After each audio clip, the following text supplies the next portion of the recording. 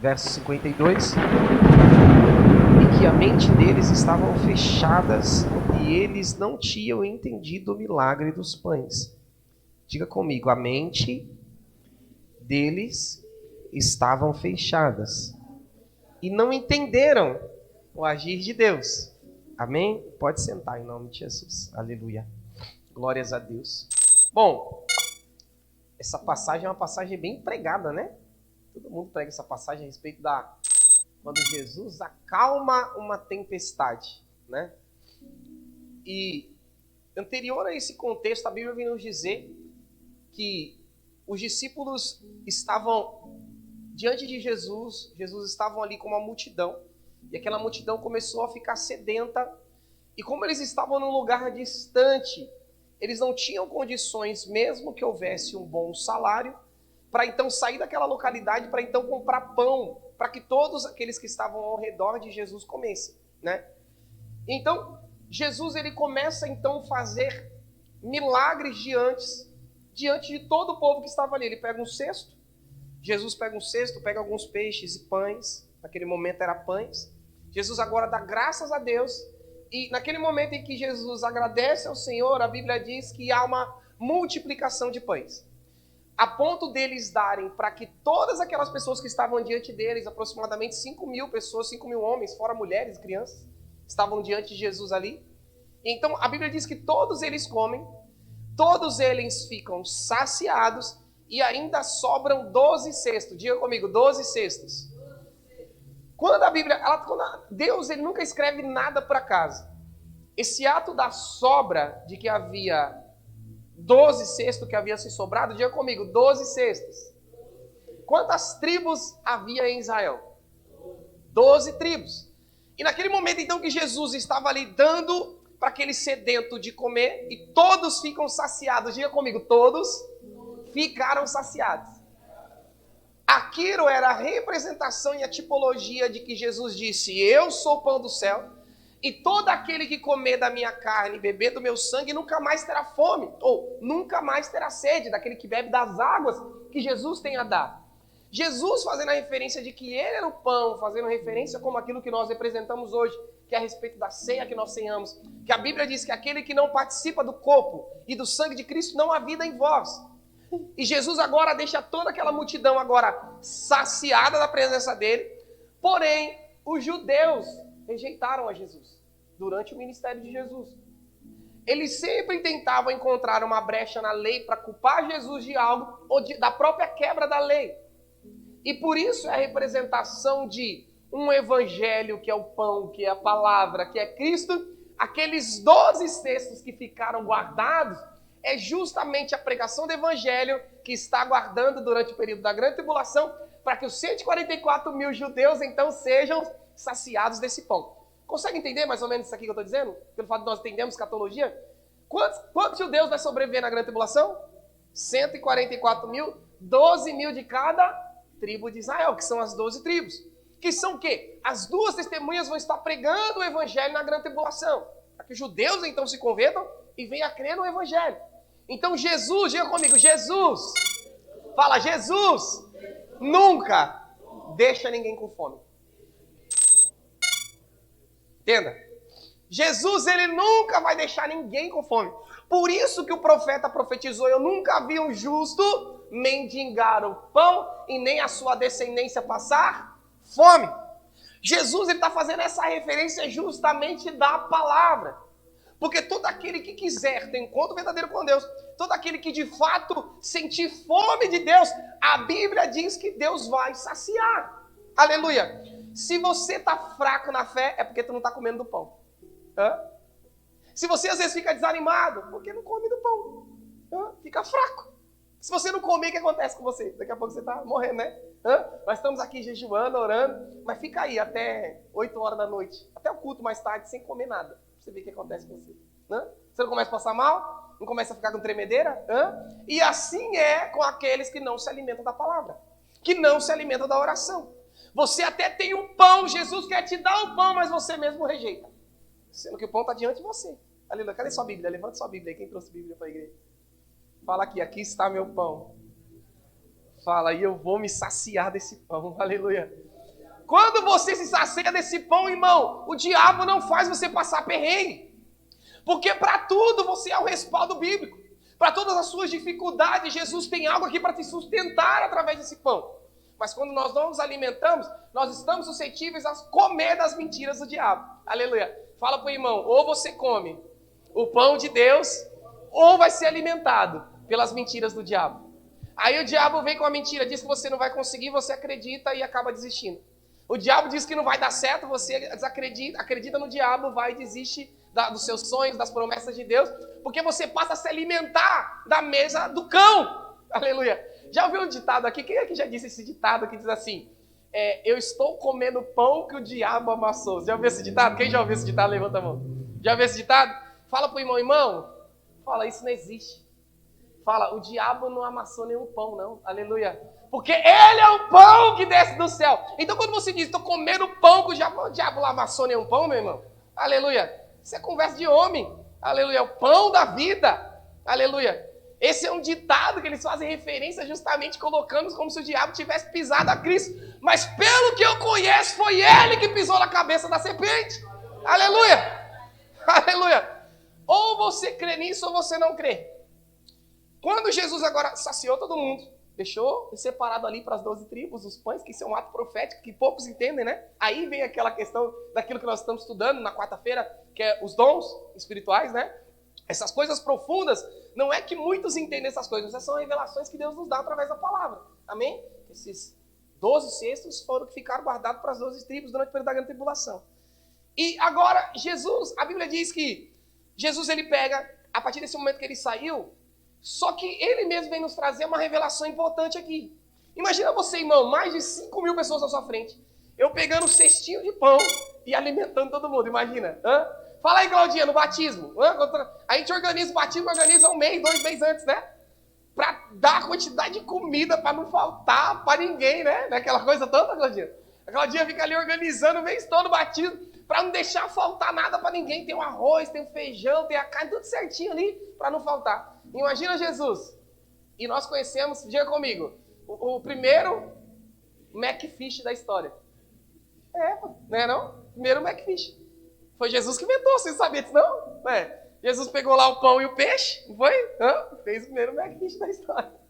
E todos eles ficaram saciados. Imagina eles vendo aquele milagre na frente deles, irmãos. Eles não tinham pão, tinha um pouquinho de pão ali, Jesus multiplicou.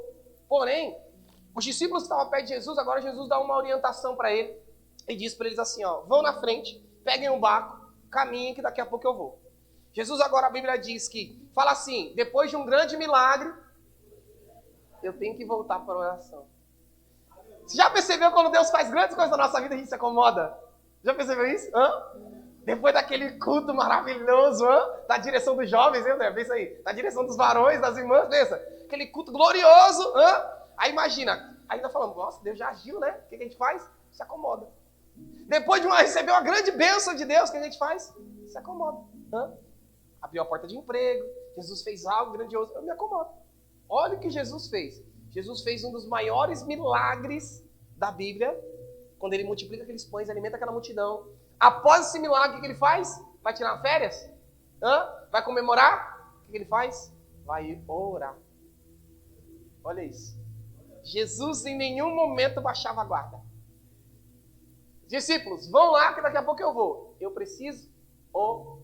Agora imagine, irmão, se o Rei dos Reis, Senhor dos Senhores, Mestre de todos os mestres, Senhor dos exércitos, o Messias, o Salvador, aleluia, Príncipe da paz, Filho de Davi, aleluia, se ele que era ele se sujeitava a se humilhar na presença de Deus e a orar, quem sou eu e você para não praticarmos essas coisas se quisermos estar na presença de Deus?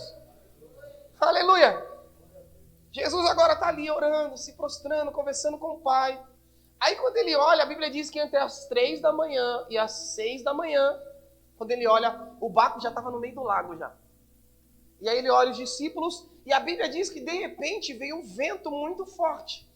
Mas observa só, ele estava diante do mar da Galileia, mas ele estava na parte do lago, E ali, pelo que nós nos entendemos, quando você enfrenta uma grande tempestade, geralmente é em alto mar. Eles estavam no lago, a Bíblia diz. E aquela tempestade veio em lugar que eles nem esperavam. Porque Jesus ainda estava avistando eles. Aquela tempestade vem, eles ficam todos desesperados. E a Bíblia diz que Jesus estava indo, ele começou a caminhar sobre as águas, olha isso. Eles lá no meio do lago, aí eles, acho que eles pensavam, rapaz, imagina Pedro pensando, nós estamos aqui, indo para o outro lado. Jesus falou que ia ir, só que nós estamos com um barco. Como que Jesus vai? Imagina, né? A gente tem essas manias de ficar tentando deduzir o agir de Deus. Não é assim? Jesus fala que vai fazer algo e você fica tentando deduzir aquilo que Jesus vai fazer. Fica pensando como que ele vai fazer e às vezes tenta ajudar a Deus, dá uma ajudinha, né? Jesus... Isso é engraçado quando a gente faz isso, né? Jesus fala, eu vou fazer tal coisa. A gente tenta ajudar Jesus. A gente começa a atrapalhar ele todinho. Jesus fala que vai restituir, aí amanhã você já está ligando, já está marcando encontro. Não é assim? A gente não é assim ou não é? Se Jesus falou, eu lembro do Gleides. O Gleides. Jesus falou que vai restituir, Gleides, vai restituir. Aí o Gleides chegava ali, meu pastor, eu estou pensando em subir no altar e fazer uma declaração. Falei, aquieta, meu filho, mas se for que Deus vai agir. Não foi, Gleides? Aquieta o coração que ele está agindo. Porque quando Deus fala, a gente de fato fica ansioso para ver o agir de Deus. Mas nós temos que tomar cuidado para não atrapalhar o agir dele. Porque a partir do momento que ele coloca nas nossas mãos, ele está dizendo o quê, ó filho? Eu vou fazer. Ele está dizendo, ele está pegando essa bênção, essa promessa, colocando nas tuas mãos e dizendo, só confia. Agora as cartas estão nas suas mãos. Só confia. Simples assim. Não tenta dar ajudinha para Deus, relaxa que ele vai agir. E quando ele agir, vai ser algo poderoso. E agora, quando ele olha assim, Jesus vem caminhando. Imagina Jesus. Eu não consigo imaginar essas coisas direito, porque imagina. Eu estou falando da água.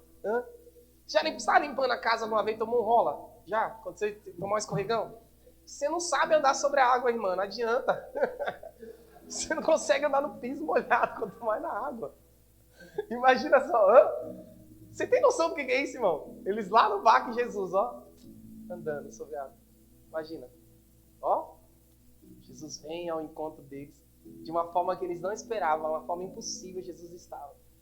Quando eles veem aquela tempestade, e a Bíblia diz que Jesus ia diante deles. O que quer dizer diante? Então Jesus ele não ia parar. Jesus falou, vão que eu vou. Então Jesus estava indo diante deles. Jesus queria ir no local onde ele queria chegar. Aquilo que ele devia falar. Na verdade, o que Jesus queria é que eles fossem sozinhos. Muitas das vezes Jesus vai estar, ou ele vai esperar para ver as suas atitudes. Como você vai agir diante daquilo que ele te prometeu. Se ele falar, vai, se você vai desviar do caminho. Quando ele falar, o foco é esse, se você vai para outro canto. Jesus, ele quer que você somente obedeça. E Jesus estava indo diante deles. Aí, de repente, eles ficam lá com medo, todos assustados. A Bíblia diz em outros contextos que eles pensam até que era um fantasma que estava vindo. Imagina, um bando de homem, irmão. Irmão, imagina o tamanho do Pedro. Acho que Pedro é mais ou menos o tamanho do André, só que ele era mais forte, porque ele era pescador. Então imagina, tinha que ter braço forte para puxar rede, puxar peixe. Imagina. Naquele momento lá que eles veem Jesus, um bando de homem gritando, imagina, no meio do mar. Com medo, Não, deixa eu falar besteira, deixa eu falar. Imagina, um monte de homem gritando. Fantasma! Imagina. Para, seu bando de homem frouxo, sou eu, Jesus dizendo. E de quantas vezes nós fazemos assim? Quando o problema vem, a dificuldade vem, a gente se desespera. Não é assim? E Jesus está falando, calma, eu estou no controle. Relaxa. Você está, eu vou morrer, eu não vou suportar. Jesus está falando, relaxa, para de dar chilique. Eu estou no controle. Jesus está falando. Aí, quando Jesus chega, ele só dá uma ordem e fala, ô tempestade, mar, baixa a bola. E a Bíblia diz que tudo fica em silêncio. Porque quando Jesus ele chega e dá ordem, não importa a provação que você esteja passando, vai cessar. Aleluia. É simples assim. Não importa o que seja. E nossas provações, elas são momentâneas. Você tem que crer nisso. Tudo com Deus, todas as provações que você passa são momentâneas. Imagina as provações que você passaram, que você achou que ia morrer, que você achou que não ia suportar, e hoje você está aqui sentado na cadeira azul da Life Me, da igreja da parede azul. Você está aqui. Imagina. Sendo que quantas vezes você pensou que ia morrer? E só era uma aprovação. Entenda, irmão? Quando você está com Deus, a morte, ela não tem poder mais sobre você. Você sacou isso, não? Mesmo que você morra, você vai para o céu, meu filho. Você vai estar lá nos braços do Pai, melhor do que eu. Instantaneamente. O problema é que nós não cremos nessas coisas. Por isso ficamos preocupados com o amanhã. Jesus falou, não andeis ansiosos pelo dia de, porque cada dia basta o seu próprio mal. Por que você está preocupado? E aí? E agora eu vou ser duro, que Jesus está falando aqui. Ô Jai, olha para tua esposa. Fala esposa mesmo, vocês vão casar. Tem que casar logo, tá? Aleluia. Olha para tua esposa. Fala assim, você crê que Deus está no controle? Fala para ela. Fala para ela, você crê que Deus está no controle? Fala, você confia nele mesmo? Fala, agora pergunta para ela. Eu vou falar algo duro, tá? Mas entenda. Pode falar com ela assim. Fala assim, e se Deus quiser levar?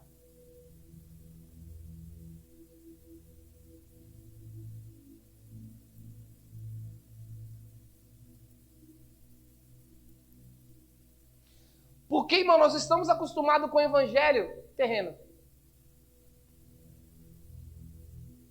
Entenda, a sua missão é levar a verdade de salvação para o teu pai. Essa é a sua missão. E o Espírito Santo já tem falado com você, já tem te incomodado, e é para você fazer isso. Leve a verdade. Só o que precisa ouvir nesse momento. Quando puder ouvir, quando tiver discernimento de algo, é verdade. Tá entendendo? Porque a gente oculta as coisas para não querer magoar as pessoas, por achar que as pessoas não vão entender. E Deus fala, se você não fizer, meu filho, quem vai fazer? Tô todo arrepiado aqui, ó. Quem pregará? Como ouviremos se não tem quem pregue? Quando o Felipe estava assim, andando, ele viu o eunuco andando numa carroça, estava lendo um livro de Jeremias, quando ele olha assim, ele fala assim, o que você está lendo aí? Estou lendo aqui, profeta. Ele, você está entendendo? Ele, como que eu vou entender se ninguém me explica? Processo é processo. E com Deus não há morte. Esse é o nível de confiança que a gente tem que ter com Deus. Com Jesus não há morte. Aleluia. Ô Gleison, onde sua mãe está?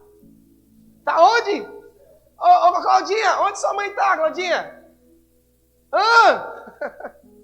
Eles estão lá melhor do que nós. Só esperando. Falando, vem, filho. Só esperando. Então entenda.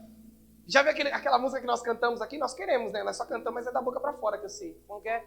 Se Deus fizer, Ele é Deus. Se não fizer. Por isso que nós temos que tomar cuidado com o que cantamos. Nós temos que tomar muito cuidado com o que cantamos. Porque nós falamos da boca para fora. Quando chega no momento de vivermos aquilo que nós estamos pregando ou cantando, nós parece que não fazemos. Ou não queremos fazer. Ou não queremos aceitar o agir de Deus. E aí que nós temos que ver onde nós confiamos em Deus verdadeiramente. Ou você prepara o teu coração para ser crente de verdade, que é para isso que Deus quer te sustentar, ou você vai sofrer à toa longe dele. Porque é Ele quem nos sustenta. Ele quem nos dá força. E é uma força que excede, que é vindo do Espírito. É um consolo que vem do Espírito Santo. E que homem nenhum tem o poder disso. Homem nenhum tem o poder disso. Mas confie em Deus. Sirva de verdade a Deus. Porque o diabo não brinca. Ele veio para matar, roubar e destruir. E a chave desse contexto que eu vejo é que Jesus disse para eles assim. A verdade que Jesus disse, que foi o que mais me impacta nesse livro, que ninguém entende, ou todo mundo dispersa, foi quando Jesus diz assim, vocês não entenderam o meu agir quando eu fiz a multiplicação dos pães. Eles viram Jesus andando, achavam que era um fantasma, Jesus acalmou a tempestade, Jesus fez o mar se acalmar, e Jesus olha para eles e fala, vocês não entenderam quem eu sou. Vocês não entenderam quem vocês têm servido. Vocês não entendem o poder que Deus tem. Vocês não compreendem o nosso Senhor. Jesus faz, institui, abre portas, faz milagres, cura, milagre, um monte de coisa. Quando chega no momento da nova aprovação, é como se tudo que ele fez no passado não valesse de nada. É como se Jesus estivesse dizendo para eles: você não lembra do peixe? Dos pães que eu acabei de fazer? Vocês não se lembram disso porque vocês estão temerosos. Porque vocês estão com medo. Porque vocês não confiam. Jesus dizia para eles. Estou dizendo que é fácil. Estou dizendo que Jesus, ele é o único que pode. Por isso ele nos enviou o Consolador. O Espírito Santo.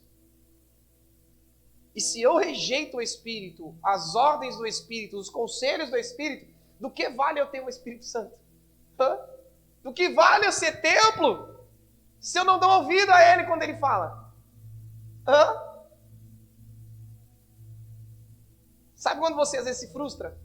Imagina você vai com uma pessoa, você está morando com uma pessoa no teu lar, junto com você, vocês casaram e tudo mais, só que vocês não se falam, não se beijam, não tem relação, a pessoa só trabalha, chega em casa, só se cumprimenta, diz um oi e tá ok.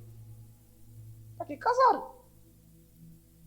São amigos? Por que não continuaram amigos? Não era melhor? Não era assim ou não? E a mesma coisa nós fazemos com o Espírito Santo. Deus nos fez, nós recebemos, mas quando o Espírito fala, nos instrui, nos cobra, nós não aceitamos. Não queremos ouvir o Espírito Santo. Quando o Espírito está te chamando, se batiza. Ah, não, aqui eu não quero fazer isso, porque eu tenho muito ainda pecados para cometer. Então eu não quero me batizar. Quando o Espírito Santo diz, diga isso para fulano. Não, ela vai ficar chateada comigo, eu vou perder a amizade, não posso dizer, Espírito. O Espírito Santo diz, se converta, larga esse pecado. Ah, não, eu gosto tanto desse pecado, Espírito, não dá para me largar, eu não quero. Nós queremos seu tempo, queremos ter o Espírito, mas quando ele quer ser útil na nossa vida, nós não permitimos. A Bíblia diz, não extingais o Espírito Santo. Não enfraqueça o Espírito Santo em você. Não entristeça o Espírito Santo. E Davi então disse, Senhor, por favor, não retire de mim o teu Espírito. Davi tinha noção, ele era rico, tinha riquezas, tinha bonança, mas ele tinha noção e pedia, a única coisa que ele pedia para Deus, Senhor, não retire de mim o teu Espírito. Porque ele entendeu que o que ele tinha de mais precioso, com base em tudo que ele havia vivido, era o Espírito Santo. Porque o Espírito Santo testificava a ele de tudo. Da justiça, do pecado, do juízo eterno de Deus. Se você está com fome, coma. Coma desse pão para te sustentar. Aleluia. Se você está com medo, se aproxime dele. Ore mais, busque mais.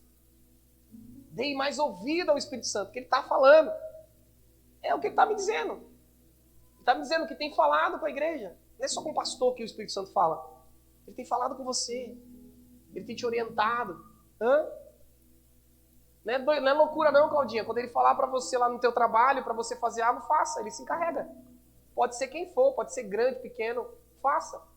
Não é coisa da tua cabeça, não. Porque nós somos instrumentos de Deus. Onde quer que nós pisamos. Entendeu? Já Deus quer te usar demais, cara. Se posiciona mais rápido que você puder com Deus. E quando eu digo, não é isso aqui, tá na igreja. Coração, sabe? Entender. Cumprir todos os processos para se aproximar de Deus. Se tu tiver que fazer correto, faça. Para ontem. Porque Deus ele quer te usar poderosamente. Entendeu? Meu ministério só se abriu. Eu tinha, quando eu comecei, quando eu saí da música, que eu cantava circular, depois eu vim para Cristo, aparecia várias pessoas falando, eu vou te empresariar, eu vou fazer isso, vou fazer aquilo na tua vida.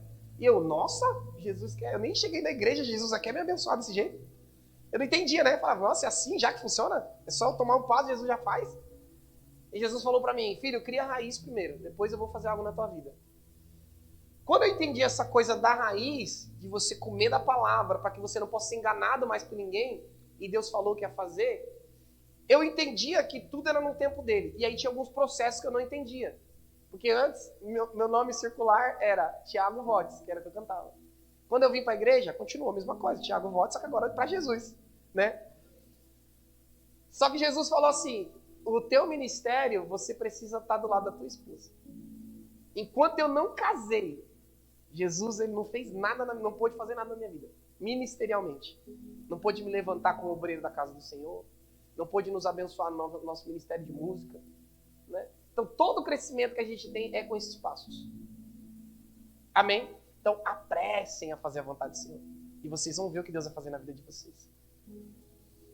Amém? Vocês gostam de andar de avião? Já andou de avião já? Já, né? É bom, né? E vão andar muito. E vão andar muito. Porque Jesus mostra que vocês não vão ficar num local assim só, mas vocês vão fazer a obra em vários lugares. Amém? Então entenda, eu estou soltando essa promessa para vocês hoje. O diabo ele ouve e faz de tudo para impedir com que a promessa de Deus se cumpra. Então só andem no centro da vontade de Deus para que chegue nesse resultado da promessa. Amém? Foca na promessa e não no processo. Já viram a gente dizendo isso aqui? Não, né? Já viram? Nós temos até uma camiseta que diz: foca na promessa e não no processo. Amém? Então não foca no processo do momento. É processo, tá? Mas a promessa de Deus é maior. E isso vai te fazer mais forte e gerar mais frutos para Deus. Amém? Amém? Teimosa! Deixa você quieta? Ju, fala para ela, aponta o dedo de profeta para ela, Ju. Fala assim, assim diz o Senhor, eu estou no controle.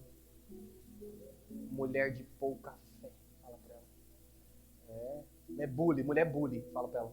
Que é mulher de pouca fé, entendeu? Confia em Deus, Ele está no controle. Fica desesperado à toa, sofre à toa, sendo que Jesus já escreveu uma história. Ele já decretou já algumas coisas. Aquieta teu coração, confia no Senhor.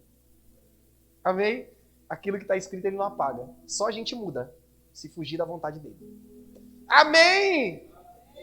Que hora que é? Já passei 2 minutos, perdão. Se coloca de pé. Vamos agradecer a Deus. À noite tem mais, amém? À noite tem culto da família, aleluia. Bote a mão sobre teu coração, em nome de